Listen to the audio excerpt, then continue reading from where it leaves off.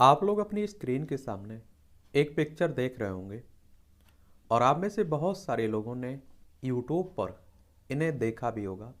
इनका नाम है मनीष कश्यप और आप देखेंगे अभी हाल ही में इन पर कई जगह एफआईआर दर्ज की गई है। क्यों की गई है? क्योंकि ऐसा माना जा रहा है कि इन्होंने फेक वीडियो बनाने की बात की है और गलत खबरों को चलाने का काम किया है। और जो तमिलनाडु में आप देखिए कहा जा रहा था कि बिहारियों को मारा जा रहा है, पीटा जा रहा है, उसी मामले में इन पर एफआईआर दर्ज हुई है। तो आज हम लोग इनके बारे में एक सामान्य जानकारी देख लेते हैं और इनसे जुड़े हुए कुछ और विवाद हैं उन पर भी हम लोग बात करेंगे। इनका क्या कैरियर रहा है उसे भी हम लोग देखेंगे। कुछ और पिक्चर देख लीजिए आप लोग। और इनके पहनावे को लेकर भी आप देखिए कई बार सवाल खड़े होते रहते हैं और कई लोग कहते रहते हैं आरएसएस से इनका जुड़ाव है। आरएसएस यानी कि राष्ट्रीय स्वयंसेवक संघ की बात कर रहा हूं। और जो आप देखते हैं हिंदू राष्ट्र हिंदुत्व की बात करता रहता है और बीजेपी का एक सहयोगी संगठन माना जाता है उसे, और बीजेपी की सफलता में उसका हाथ भी माना जाता है। और इनका संबंध बिहार से है। देखिए हमारी प्यारी पृथ्वी है और इस पे आप देखेंगे ये हमारा प्यारा भारत है। भारत में देखेंगे आप लोग ये बिहार आपको देखने को मिल जाएगा, ये बिहार है। बिहार की बात करें तो पटना इसकी राजधानी देखने को मिलेगी। और आप देखेंगे कि यहाँ विधानसभा में 243 सीटें हैं, विधान परिषद में 75 सीटें हैं, राज्यसभा में 16 सीटें हैं, लोकसभा में 40 सीटें हैं। और आप देखेंगे कि 94,163 वर्ग किलोमीटर में फैला हुआ है। और इसकी अंतर्राष्ट्रीय सीमा नेपाल से लगती है, राज्यों में उत्तर प्रदेश, झारखंड और पश्चिम बंगाल से लगती है। वहीं अगर हम लोग तमिलनाडु को देखें तो ये तमिलनाडु है, चेन्नई इसकी राजधानी है तमिलनाडु की। और आप देखेंगे इसकी सीमा आंध्र प्रदेश, कर्नाटक, केरल से लगती है। और यहाँ विधानसभा में अगर हम लोग बात करें तो 234 सीटें हैं, लोकसभा में 39 सीटें हैं, राज्यसभा में 18 सीटें हैं। 1,30,058 वर्ग किलोमीटर में आपका तमिलनाडु फैला हुआ है। तो मनीष कश्यप का पूरा नाम पहले आप लोगों को मालूम नहीं होगा। इनका पूरा नाम क्या है? त्रिपुरारी कुमार तिवारी, यानी कि आप देखिए ब्राह्मण है, ठीक है। और मनीष कश्यप ये अपना नाम लिखते हैं। इनका जन्म ऐसा 9 मार्च 1988 को बिहार के पश्चिम चंपारण जिले में डुमरी महानवा गांव में हुआ था। और इनके पिता का नाम उदित कुमार तिवारी है जो भारतीय सेना में काम करते हैं। उनका एक भाई भी है जो एक प्राइवेट कंपनी में काम करता है। और मनीष कश्यप ने अपनी प्राथमिक शिक्षा अपने गांव से पूरी की और आगे चलकर उन्होंने महाराष्ट्र से सिविल इंजीनियरिंग की पढ़ाई पूरी की हुई है। और इनके करियर की बात करें तो मनीष कश्यप ने अपने करियर की शुरुआत 13 जुलाई 2018 को की थी। और इस दिन मनीष कश्यप ने अपना यूट्यूब चैनल सच तक न्यूज चैनल की शुरुआत की थी। और इनके फॉलोवर भी अच्छे खासे हैं।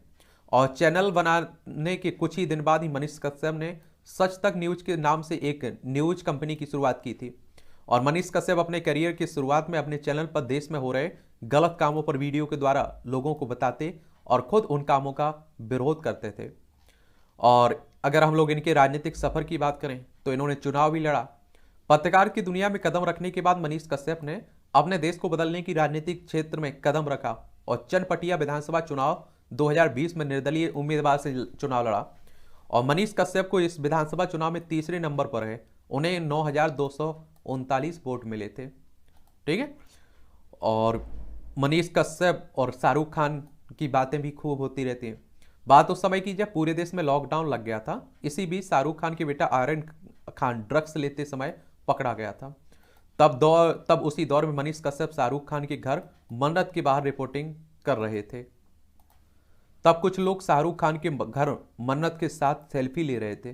तब आप देखेंगे मनीष कश्यप ने उन लोगों से कहा कि आप वैसे स्टार के घर के सामने फोटो क्यों खिंचवा रहे हैं जिसका बेटा ड्रग्स लेते हुए पकड़ा गया।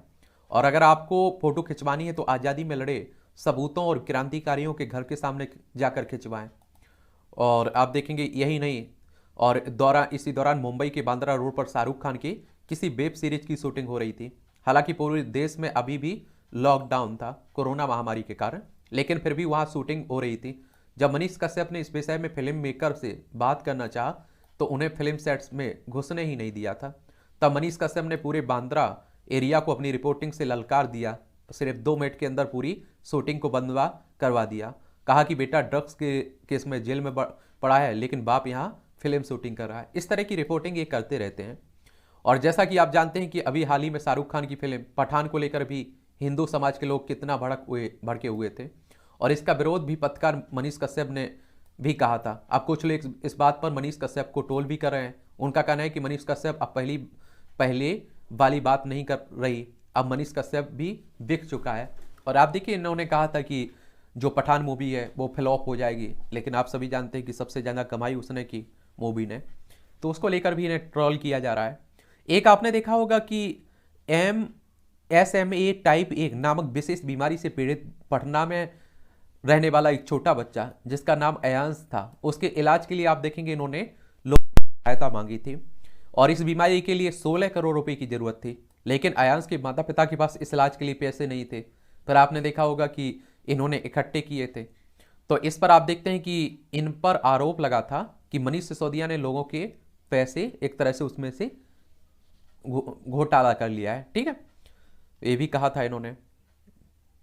और आप देखते हैं कि कई बार आप देखेंगे ये क्या चलते रहते हैं विवादों के कारण।